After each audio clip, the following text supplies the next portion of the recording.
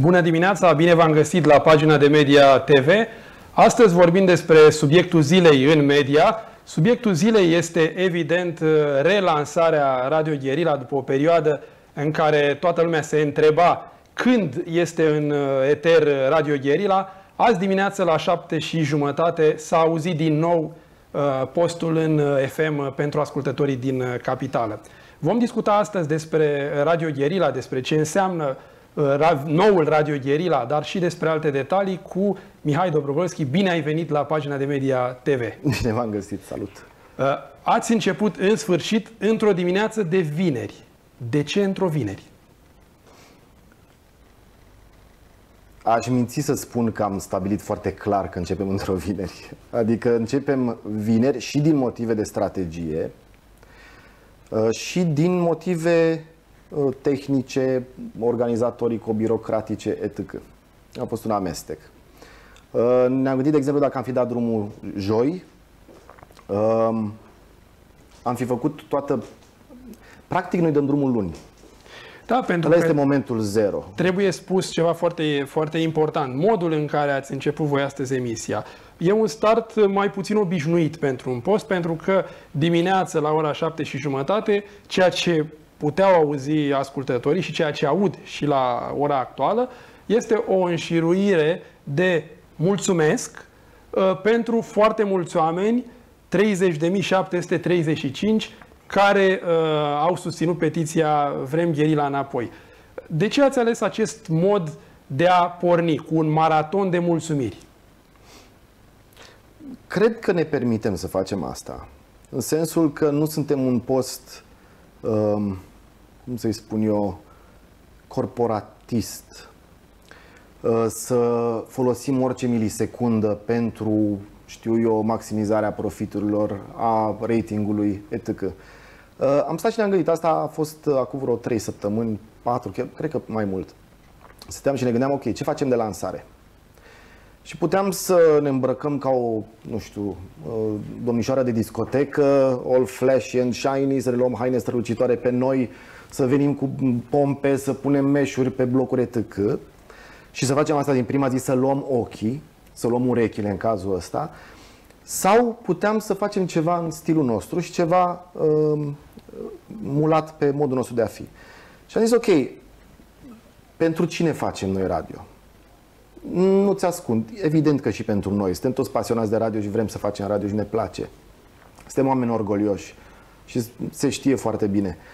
Dar noi singuri n-am existat și asta noi am înțeles-o foarte bine și tu știi încă de la Dobro Show, când nu știam dacă o să luăm licențele și așa mai departe. Am înțeles foarte bine că fără ascultători suntem zero. Oricât de talentați am fi, oricât de doritori am fi să facem radio. Ei ne-au ajutat foarte tare cu acea petiție și cu acele semnături. Au arătat suportul, au arătat că încă ne mai așteaptă după 2 ani de zile. Și eu cred că la CNA a contat și asta. Trebuia într-un fel să le mulțumim. Puteam să le mulțumim în 15 secunde, să facem un jingle în care spunem mulțumim tuturor celor care ne-au. Era un pic generic și nu e stilul nostru. Noi preferăm să facem lucrurile un pic mai adânc și un pic mai uman și am găsit de bună cuvință să mulțumim fiecăruia dintre cei 30.750 și nu numai lor, pentru că mai sunt oameni care nu au semnat și au susținut, sunt oameni care au semnat și nu și-au trecut numele, sunt oameni care ne-au rugat ca ajutorul lor să rămână nenominalizat și le mulțumim tuturor. Și am zis că nu ne oprim, adică puteam ori să facem 15 secunde, ori până le mulțumim tuturor. Da, e un demers și din punct de vedere fizic obositor, pentru că altfel citești o serie de nume, altfel porți o conversație care curge natural. Absolut. Din câte am văzut, numele sunt citite foarte clar, nu sunt citite pe repede înainte, astfel încât să nu se înțeleagă. Nu avem de ce să ne grăbim. Și revenind la întrebarea de ce am pornit vineri, și din motivul ăsta trebuie să facem un echilibru. Probabil în timpul săptămânii oamenii au nevoie de tot ce însemna și înseamnă de acum încolo Radio Guerilla, adică să îți reamintească faptul că trăiești totuși într-o lume normală, să îți reamintească faptul că poți să ai bucurie, că poți să ai dragoste de cultură, de film, de cinematografie, de umor. Poți să ai dragostea asta și totuși să muncești, să fii absolut funcțional într-o lume normală. Au nevoie de asta. Dacă ar fi auzit 3 zile în timpul săptămânii aceste nume, la un moment dat, evident că ar fi zis, poate, auzi, dar voi ne-ați obișnuit să ne dați boost de optimism. Hai, când faceți asta? Ori așa ni se pare foarte potrivit. Începem de vineri, stăm sâmbătă și duminică, probabil după calculele noastre, se duce până în duminică noapte. Și luni este momentul T0 în care, sau G0, în care începem per se gherila. Ce se va întâmpla în acest moment T0 sau G0, după cum spui tu? Dimineață, luni dimineață. Cum începe programul Radio Gherila? Cu gherila de dimineață. Cu tine și cine va mai fi în studio? Matei Oprina, Gilda Comărzan. Vrei să-ți fac așa o trecere de revista? Da, sigur că toată lumea trebuie să știe pe cine va auzi. A existat o grilă depusă la CNA în momentul în care ați câștigat licența, dar e bine să reamintim cam cum decurge programul Gherila în timpul săptămânii, dar și în weekend.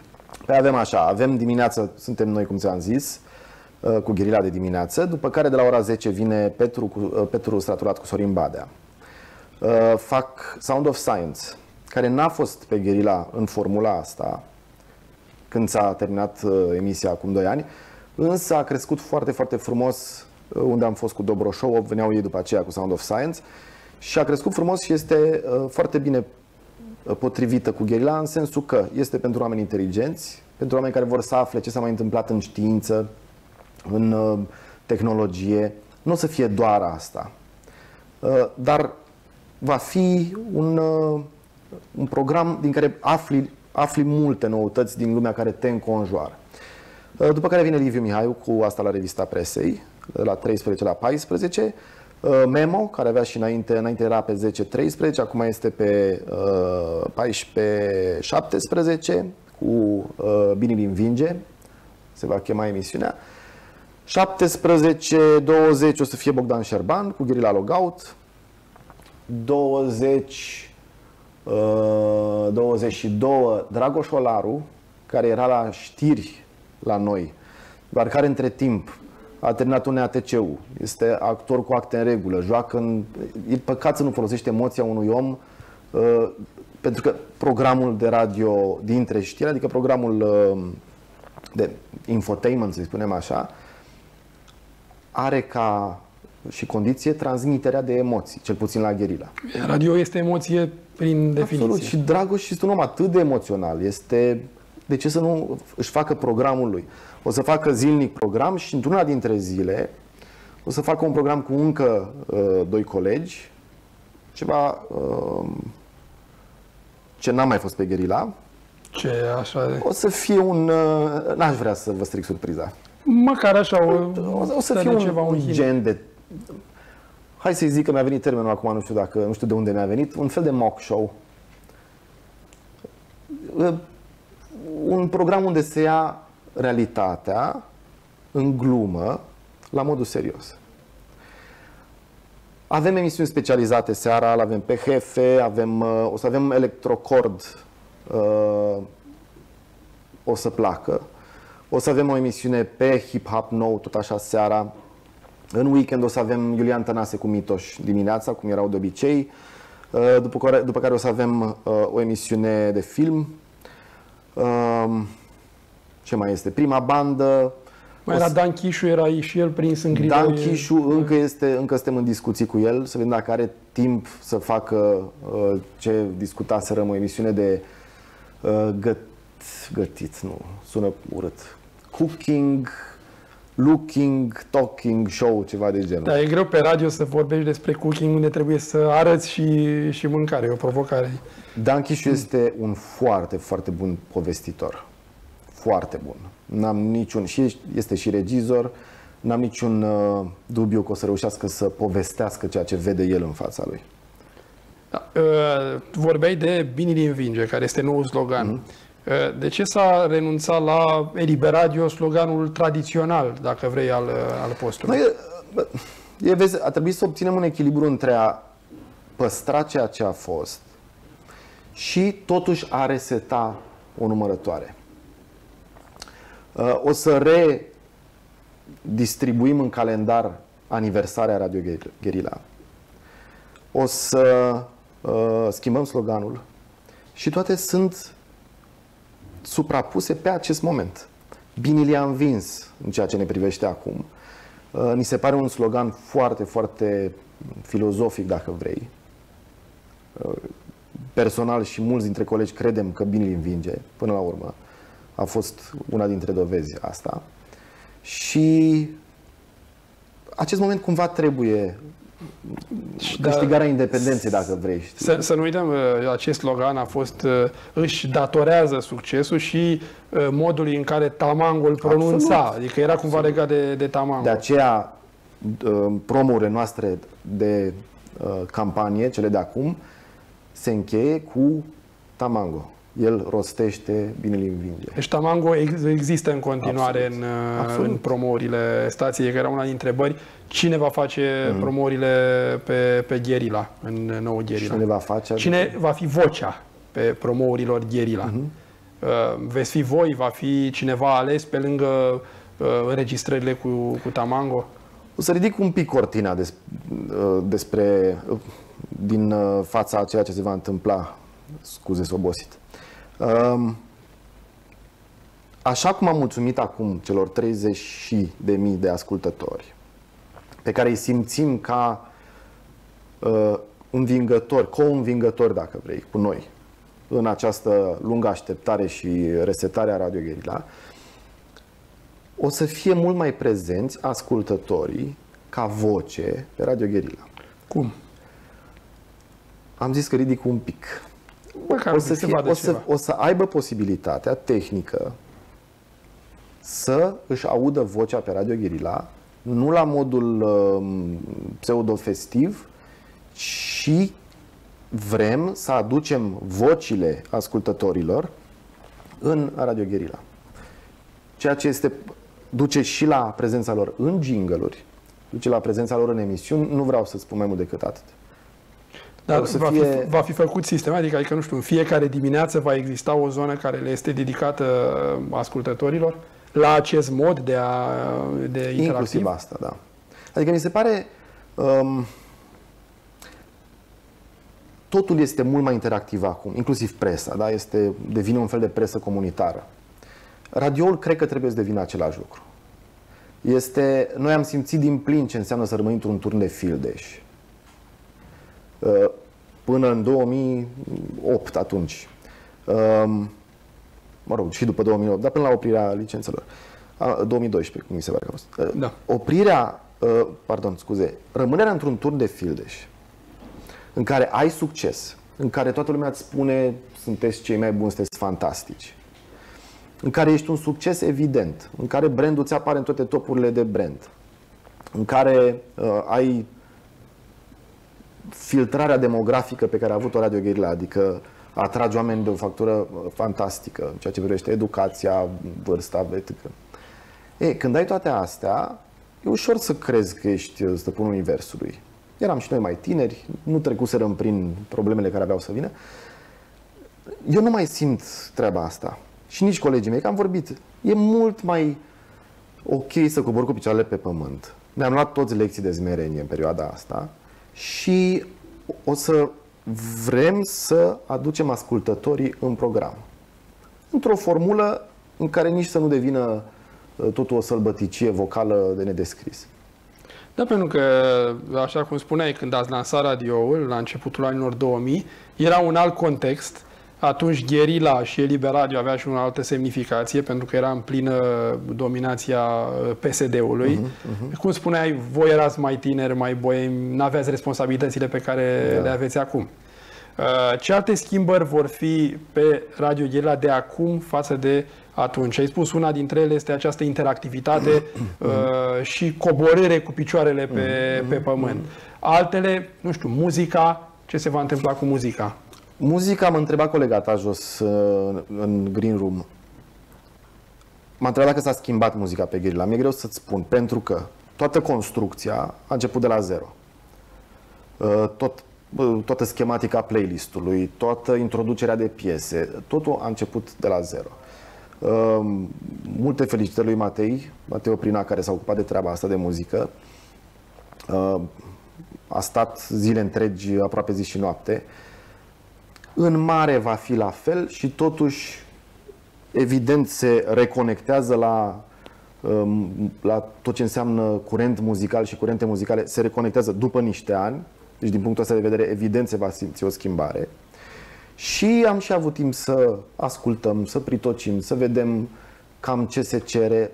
În timpul ăsta, oamenii care se ocupă de muzică din Guerilla, adică Matei, Alex, Bogdan Șerban, și toți vin cu idei, evident. Ei vorbesc între ei. Eu nu prea m-am băgat la treaba asta cu muzica, am stat în spate. Ei vorbesc între ei. Hai, băgăm asta, băgăm asta. Am luat oameni noi pentru emisiunile, unii oameni noi pentru emisiunile de specialitate și va fi și acolo. Este, dacă vrei, este cu mult mai multă grijă aleasă. Avem din nou mare grijă să promovăm trupele românești de calitate, cele care înțeleg să-și îngrijească ei la rândul lor muzica. O să avem live-uri. Studioul este gândit în așa fel încât să se petreacă acolo live-uri. Evident la Bogdan Șerban, unde au început Guerilla Live Radio Session, și la noi dimineața, unde cu Dobroșu am început să aducem și noi artiști. În principiu, nu cred că va fi zi fără o cântare live, în scurt timp, după ce începem. Ce să-ți mai zic? Cam asta cu muzica. Asta este ce se întâmplă pe termen scurt. Vreau să te întreb și de oamenii din Guerilla. Câți dintre oamenii din Guerilla au fost, ca să zic așa, recuperați în noul proiect? Toți, mai puțin cei care s-au auto-extras de acolo. Adică cei care au vrut să plece, care au declarat foarte clar că se dezic, că Guerilla nu mai e pentru ei. Ok, fiecare are alegerea. Dar sper să nu scape cineva, dar cred că suntem toți. Cei cu vocile. Mai sunt colegi pe care îi înțeleg foarte bine, care au o situație, mă rog, nici nu pot să pretind că o cunosc foarte bine, dar care ne-au spus că preferă, cel puțin deocamdată unii, alții au zis, sorry, pentru mine este necesar să am un salariu, au copii, înțelegi. Și au ajuns unde au plecat să fie apreciați și au un statut și o poziție și mi se pare absolut normal să aleagă să rămână acolo. Rămân colegii noștri pentru totdeauna. Dacă vor să se întoarcă vreodată, probabil oricând se va găsi loc pentru ei. Da, cât sunteți așa aproximativ ca echipă acum, în momentul în care reporniți proiectul? Nu știu exact, în jur de 20. În jur de 20. Cum i-ai convins sau cum au fost convinși ei să reintre într-un proiect? Unii au plecat, am scris și noi, lucrau câțiva la Gold, adică lucrau și în alte părți. Au venit într-un proiect despre care nu știu cum va merge. Cum i-ați convins? Măi, veniți că stau să mă gândesc realmente dacă a trebuit să conving pe cineva. Și nu cred. Nu cred. S-a vorbit foarte uman și prietenește, fără... Deja când zici cum i-ați convins, este ca și cum am fost câțiva care am zis hai să adunăm oastea. S-a adunat singură. Adică, repet, nu cred că a trebuit să conving pe cineva, să convingem pe cineva. Toți au vrut să vină. De ce au venit într-un proiect în care nu știu dacă va merge? Pentru că au foarte mare încredere în acest proiect care, întâmplător, este constituit din ei. Întâmplător. Mi-a ieșit cuvântul aiurea pe gură. Deci, Radio Guerilla e făcut din noi, cei care îl facem. Dacă noi avem încredere în noi, avem încredere în Radio Guerilla. Și Guerilla va merge. Chiar tu spuneai într-un alt interviu la pagina de media că, citez, e foarte greu să stai în casă, să n-ai bani să ieși în oraș și apoi să fii entuziast la radio. Spuneai tu într-un interviu. Da, de aceea nu eram eu. Tu erai. Da, mi-am schimbat opinia. În momentul acesta, cum stă financiar Radio Guerilla? Finanțarea de unde a venit, de exemplu, pentru lansare? Cum am spus, din resurse proprii, ale noastre. Bănuiesc că o să vină și alte întrebări și atunci îți iau rolul și îți răspund înainte. Vreau să reiterez, nu este absolut nicio discuție de vreo vânzare de acțiuni. Vreun acționar în spate care o să ne ceară la un moment dat ceva.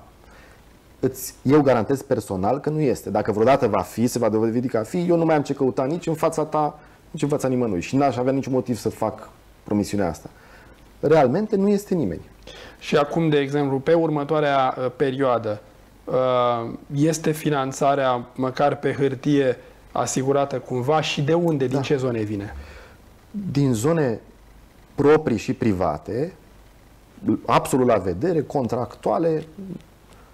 Adică aveți cât de cât angajate niște finanțări pentru o anumită perioadă? Cam pe ce perioadă aveți așa? Pe ce perioadă, adică? Așa, ca întindere de timp.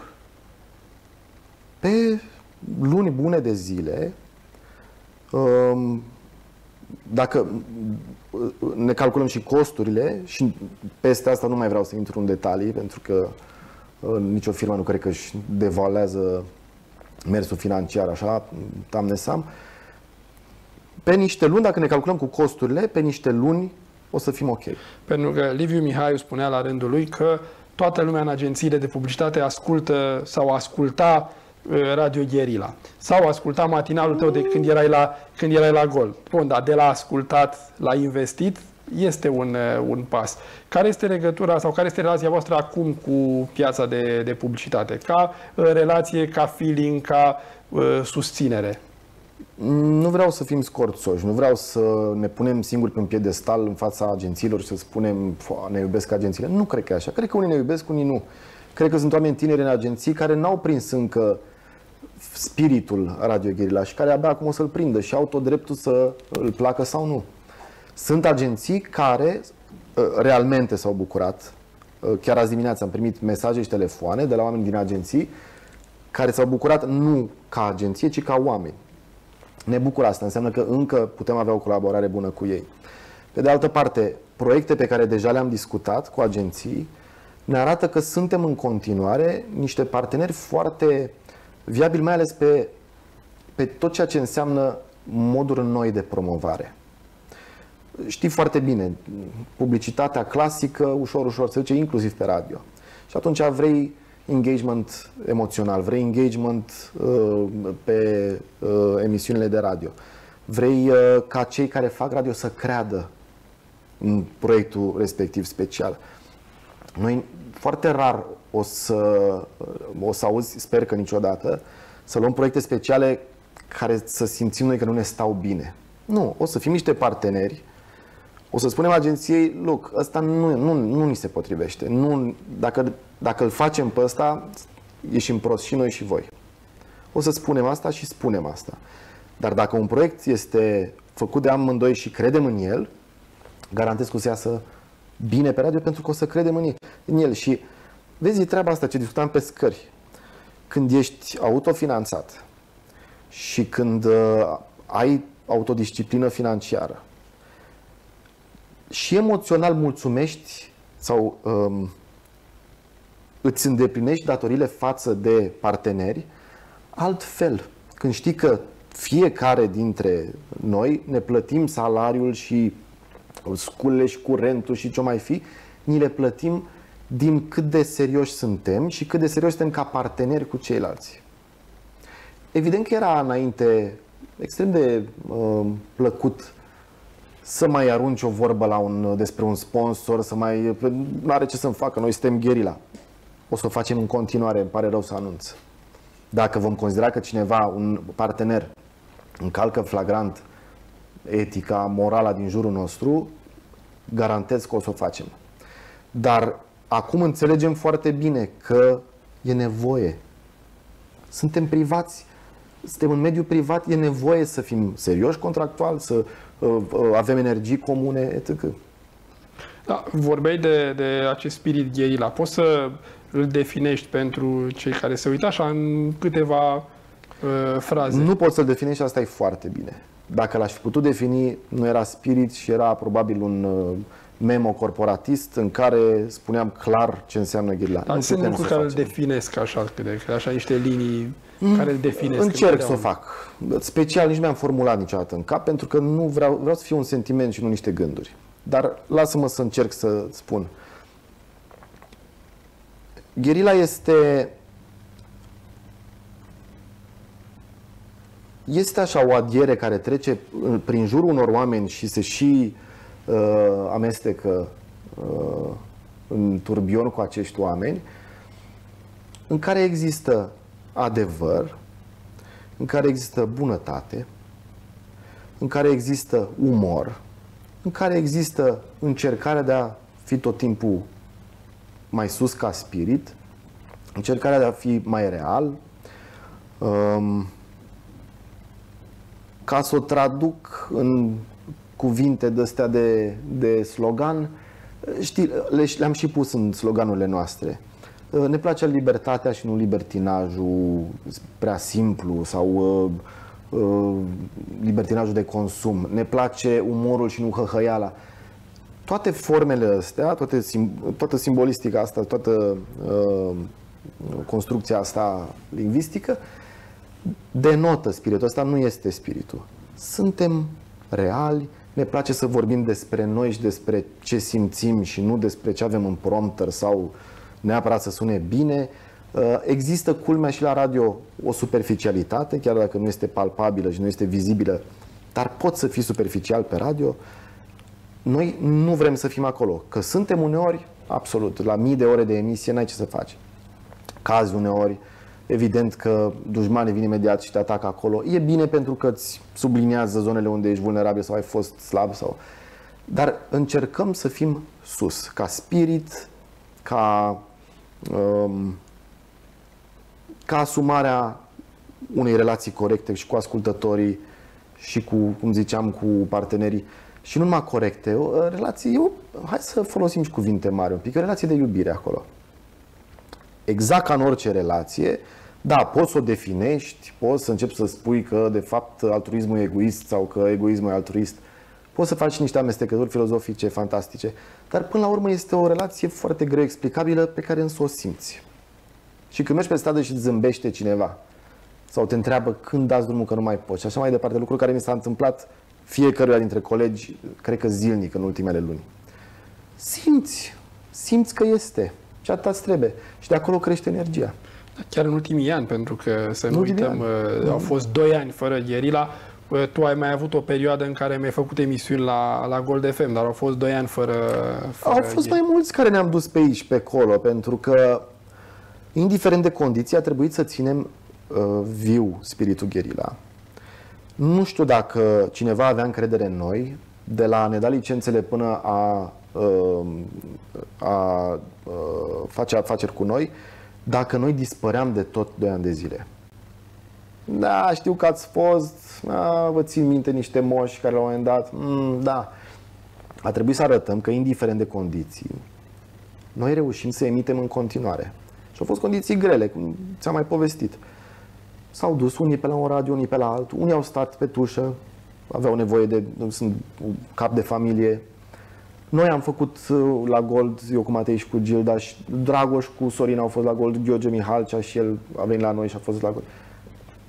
Da, în București sunt 21 de stații de radio acum. Cam cât loc este pentru Radio Gherila? Știm foarte bine, chiar dacă ai o istorie, cât de greu este să smulgi puțin din această piață care oricum e destul de aglomerată. Din ce punct de vedere?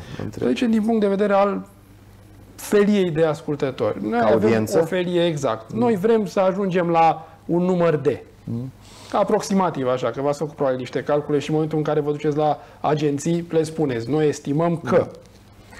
Păi, Petrișor, uite, tu știi că ați și dat-o pe pagina de media. Toamna trecută, matinalul pe care l-am făcut, adică aceeași formulă ca acum, pe care l-am făcut pe Gold, care era un post nepromovat, un post care n-a avut în niciun caz loialitatea și fidelitatea publicului Gherila, dar un post care ne-a ajutat și ne-a găzduit. Pe acel post noi am făcut, dacă nu mă înșel, 40 și în jur de 45.000 de ascultători pe publicul comercial în București, pe matinal, zilnic. Sper să nu mă înșel, dar cred că am bătut multe posturi atunci. Au fost peste, da, a fost și pe ăla care se credea că wow, și pe ăla care se credea că wow. Și eram undeva pe locul, nu mai știu, 3-4, nu vreau să îmi pun nu, dar era destul de bine, nu era chiar trebuie, dar oricum era bine. Când tu ai aproape 50.000 de ascultători pe zi, pe publicul comercial în București, și un radio mare, nu vreau să dau nume, că nu vreau să înțeleagă faptul că nu sunt fair, un foarte mare post care este foarte bine primit în agenții, avea 70.000, dar de public generalist. Păi cu 45.000, 50.000 public comercial stai foarte bine. Asta în condițiile alea. Acum este gherila, pentru că oricât vrei să faci singur, nu reușești să faci. Dar acum, cu toată sinergia brandului, cu toată sinergia colegilor, entuziasmul de revenire în aer, entuziasmul reîntâlnirii după așteptarea ascultătorilor, eu cred că o să ne ducem mult mai bine. Dar nu te temi că o să se mai piardă din entuziasm, că entuziasmul presupune totuși un stomac plin. De la ce? Entuziasmul colegilor, acest entuziasm. Nu te temi că poate, dacă nu merge 2, 3, 4 luni, poate... Loc, înțeleg unde te duci, înțeleg unde bați și îți spun foarte clar. Colegii când au venit știu că pornim greu. Este un startup dacă vrei. Sau un restartup. Știu că nu o să începem cu salarii de 1000 de euro. Facem tot ce putem, evident, toți, ca să fie cât mai repede bine.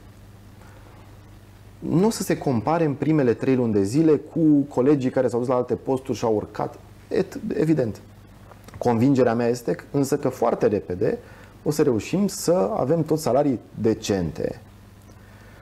Și cred că după aceste 3 luni, din nou, iarăși foarte scurt timp, o să avem niște salarii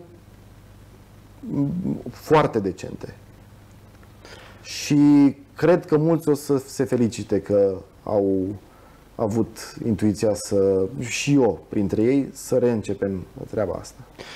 Apropo de campanie, foarte pe scurt, că ai adus aminte, Gherila a avut de-a lungul timpului tot felul de campanii de promovare. În ce vor consta acum? Adică ce campanii veți avea în afară a ceea ce faceți voi pe post? Au fost de-a lungul timpului o grămadă, almanahul de mitocănie urban, au existat o grămadă de alte execuții pe alte teme. În ce va consta campania de promovare a noului Radio Gherila? Evident că nu o să-ți spun. Păi trebuie să înceapă, nu? Că ați pornit postul. Da, trebuie să înceapă, așa este. Dar știi și tu, bănuiesc, nu poți să îți devoalezi eventuale elemente surpriză, etc. Nu o să-ți spun strategia noastră, însă, în linii mari, campaniile vor conține totdeauna și elemente de luptă socială, dacă vrei, luptă civică. Vezi, cumva, termenul ăsta de societate civilă s-a cam pierdut. Și s-a văzut după colectiv, societatea civilă s-a ridicat, marele puer eternus românesc s-a ridicat și s-a dus la loc. Un pic. Nu vreau să intru în politică, dar cred că totuși e nevoie și de luptă civică. Totdeauna. Societatea nu se poate schimba doar pentru că niște politicieni hotărăsc între ei ce ar fi bine pentru cei care nu sunt printre ei. Nu cred că se poate face asta. Noi trebuie să înțepăm tot timpul, trebuie să le facem feedback, care uneori trebuie să fie un pic, hai să spun, agresiv și mă gândesc la sarcastic, la umor înțepător. Campaniile noastre vor conține în continuare aceste lucruri. Apropo de luptă civică, atât tu cât și Liviu Mihaiu îl susțineți public pe Nicușor Dan, candidat la primărie.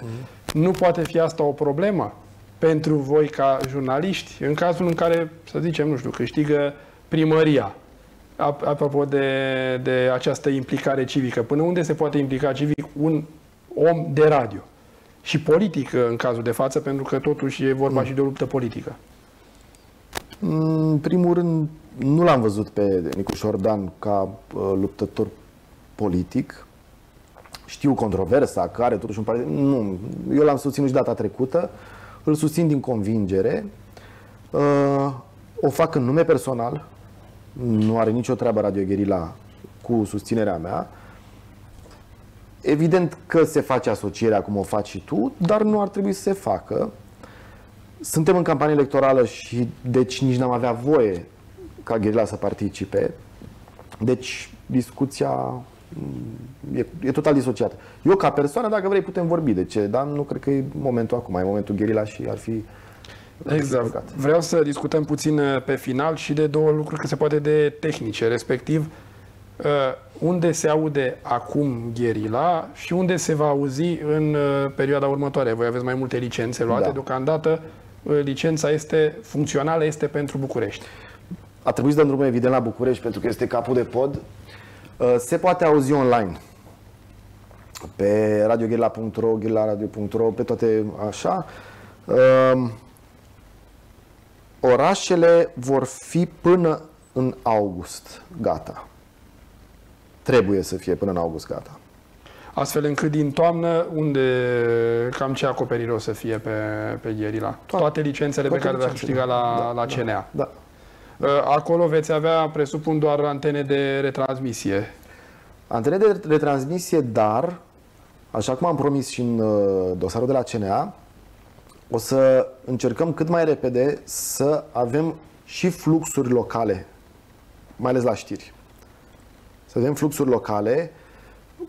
În unele părți vom încerca și studiouri locale, care să devină un pic regionale. Adică vreau să ne onorăm și promisiunea asta. Liviu Mihai vorbea la un moment dat de posibilitatea discuției cu posturi locale existente pentru preluarea Radio Guerilla. Da. Ați avut astfel de discuții și în ce stadiu sunt? Au început discuții. Noi am obținut doar puține din licențele pe care le-am avut. Da. Asta a fost concursul. Noile vremuri sunt așa, evident că nu puteam spera să le primim pe toate pe o promisiune.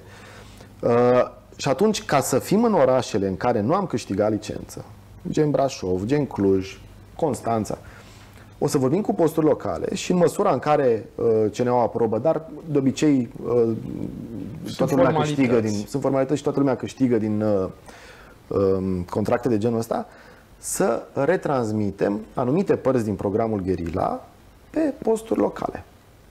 Și în ce stadiu sunt aceste discuții? Adică, suntem în discuții. Da? Cam câte se vor finaliza, estimez că se vor finaliza și când? Nu știu să-ți spun.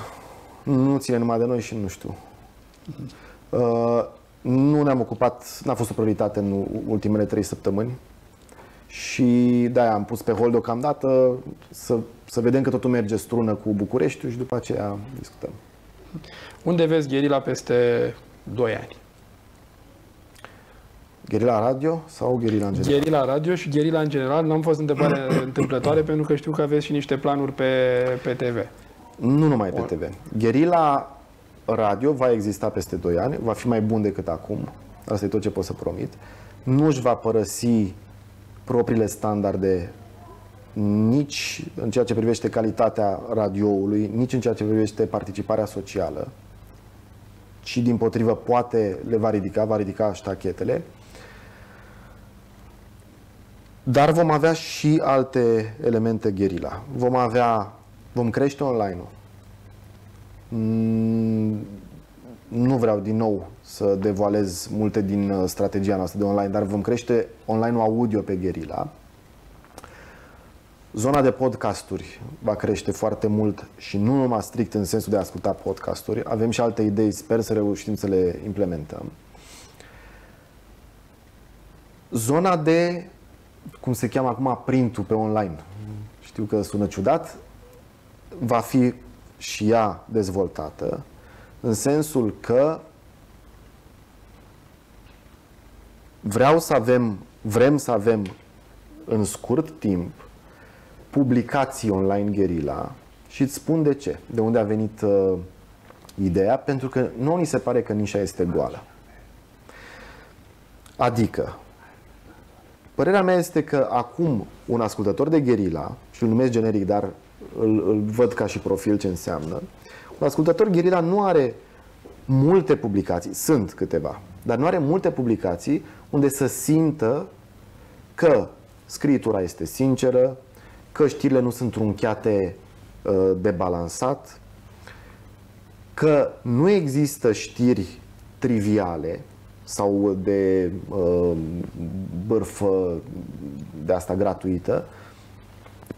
În același timp însă că orice știre importantă apare acolo, că are analize de bun simț și obiective, și vorbim aici pe toată zona de știri. Deci veți avea site-uri proprii de conținut. Site-uri proprii de conținut, da. Cam în ce orizont de timp? Se lucrează deja la ele. Și vor fi toate cu sub brand Guerilla sau vor fi... Nu, toate vor fi Guerilla. Deci toate vor fi... Avem foarte multe gânduri. Noi ne-am concentrat acum toate energiile pe lansarea Guerilla București. Dar poate o să avem și linie de haine Guerilla. Nu știm, de ce nu? Dacă simțim că este bine primit, că o facem cu plăcere, iarăși este o condiție. Noi am făcut Guerilla cu plăcere. Nu o să ne apucăm de extins pe orizontală sau pe verticală doar ca să creștem, știu eu ce, trust media. Dacă facem cu plăcere ceea ce facem, dacă ne permitem financiar, adică o să atragem bani să ne putem extinde, o să facem bani să ne putem extinde, de ce să nu facem lucruri cu plăcere? Nu trebuie să le facem toți. 3-4, bă, vreți să faceți asta? Da, do it. Alți 3 vor să facă, le vine o idee să facă asta. De ce să nu o facem? Deci o direcție de dezvoltare a brandului Guerilla și pe alte produse, media și nu numai media. Absolut, de ce nu? Partea de o ultimă întrebare, e o părere mai mult personală, dacă vrei. Adică noi, repet, n-am avut timp să stăm la o discuție de ce ne apucăm. Ce știu sigur, deci ce am discutat. Partea de editorial deja se lucrează, editorial online și conținut online. Și ca să-ți răspund și la întrebare, da, avem în plan și o televiziune, pentru că vine de la sine ideea. Dacă ai trupe care îți cântă acolo, dacă ai invitați, de ce să nu-i vadă lumea? O televiziune online sau poate mai mult decât atât? Chiar depinde, nu vreau să o fac pe secretosul. Va depinde. O să începem online, evident.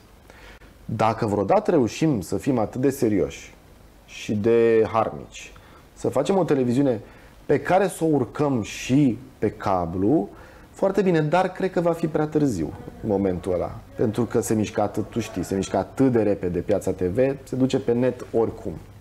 Dar dacă vom intra pe net, vom intra ca o televiziune serioasă, nu 2-3 imagini stream live din studio. Mulțumesc, Mihai, mult succes cu Radio Guerilla. Luni te auzim dimineața la matinal în restartul de fapt al Radio Guerilla. Aceasta a fost ediția cumva specială de azi, pagina de Media TV, pentru că astăzi Radio Guerilla este din nou în eter în București. Vă mulțumim pentru atenție, la revedere!